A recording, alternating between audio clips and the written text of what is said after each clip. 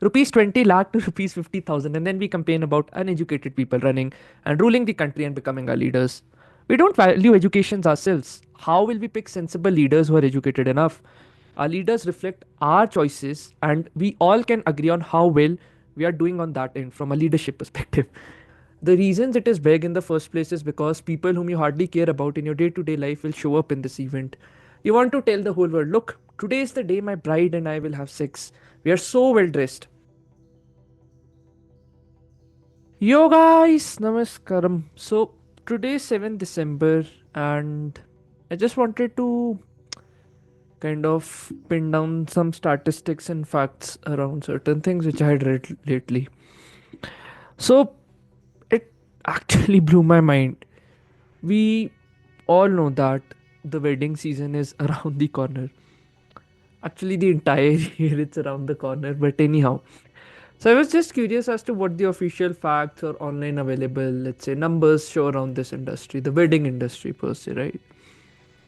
What next followed blew my mind. The average Indian weddings cost around rupees 20 lakh, and annually our wedding industry has crossed over rupees 10 lakh crore. Now we are willing to spend rupees 20 lakh on a normal event. Maybe for some it's a very big thing, but let's face it. The reasons it is big in the first place is because people whom you hardly care about in your day to day life will show up in this event. You want to tell the whole world, look, today is the day my bride and I will have sex. We are so well dressed. Maybe it's one of those once in a lifetime event thing.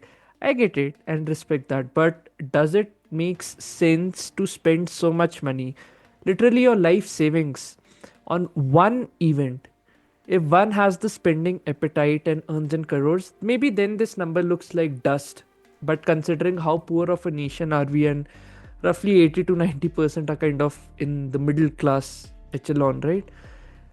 Is it a sensible choice to appeal to some random stranger's appetite? The industries around this event, wedding, just thrive and flourish all around the year. It's more like an evergreen market. Every year, the prices of wedding are just rising exponentially. Wedding expenses often far exceed income levels of a person, with some spending up to, let's say, 15 to 25 times of their annual income on weddings. Like some even take loans, right? Let us say you earn rupees 1 lakh in India, which is tough considering you come from a middle class family with a tier 2, tier 3 college. Reaching this monthly income takes 5 to 7 years of work experience because of our wonderful labor laws and the generous nature of capitalist businessmen. The amount we spend on education in an annual year might hardly cross rupees 20,000, and here we are ready to get the best of the best for a normal event of our lives. Let's see how the government looks at education. So, India's national education budget for 23-24 is rupees 1.13 lakh crore. That is one tenth of the wedding market. The total education expenditure, which includes the national and the state, is about 2.9% of GDP. The average annual household expenditure on education per student for a general course, it could be BAs, BScs, etc., is like just rupees 8,331. And for a technical or professional course like MBAs and things like that, it's close to rupees 50,000. Rupees 20 lakh to rupees 50,000, and then we complain about uneducated people running and ruling the country and becoming our leaders. We don't value educations ourselves. How will we pick sensible leaders who are educated enough? Our leaders reflect our choices, and we all can agree on how well we are doing on that end from a leadership perspective. Change is not brought about by pointing fingers, but by seeing it in your daily life, all the patterns and behaviors that you engage in, and trying to change them for yourself and for others around you. Then it creates a ripple effect. Maybe it requires you having sensible dialogues with your closed circle, and then making decisions on to how much you want to contribute to this mindless destruction of sensibility. Personally, I've seen a lot of people taking loans exceeding 1 crore, 2 crores just to fund their wedding. but are afraid to take a loan half the amount for their education and try to give themselves a better future. This culture of expensive weddings sends out a clear message to the common man. Let us say you attend one of these weddings and in the future you want to marry off your daughters and sons. You will make sure not to spend so much on their education since the end goal is just marriage and entrapping your kids like you have done so for yourself.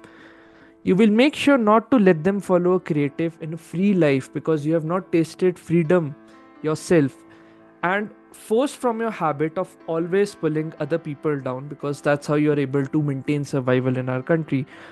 You will do the same to them, maybe unconsciously, by projecting your fears and insecurities onto them. So many marriages are ending up in divorce these days, and a lot of families are choosing to end their lives in a very harsh way because who wants to endure humiliation on a societal level or maybe get delayed justice from our courts, right? The wedding industry thrives on our ignorance of mindless superstitions. And the things which kills our ignorance, that is education, is something we love running away from. The change to a better life starts from you changing your environment, your circle, your thinking, and then trying your best to engage in heart to heart dialogues with people. It's like a ground root work level approach. Of course, not all will change, but just the simple fact of getting these numbers out will make sense to an educated mind sooner or later. The important need is not to value cultural superstitions, but to read what the ancient core texts of our tradition say. It's not that we need dream weddings or aspire for one, but we need dream education for our country, for ourselves, for the people around us to make sure that the environmental and sociological problems that we have been facing from the time of our independence gets resolved the right way. Education over show off and fake relationships. Choose the right path which seems hard in the short run but definitely will yield in the long run. So I would like to end this video from a quote from Friedrich Nietzsche, wherein he says that, and I quote, the surest way to corrupt a youth is to instruct him to hold in higher esteem those who think alike than those who think differently, and I unquote.